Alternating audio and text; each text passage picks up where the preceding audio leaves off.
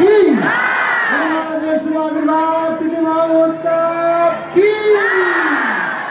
এখন গুরু মহারাজের তিথির উদ্দেশ্যে কেক কাটা হবে। আপনারা সব হরিনাম করবেন, আমরা সব হরিনাম করবো আর কেক কাটবো।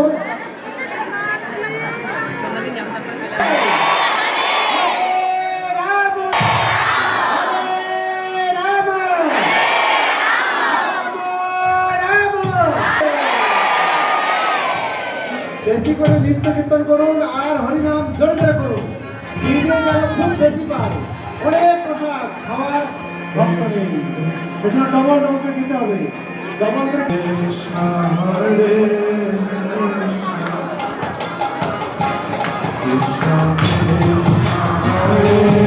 সবাই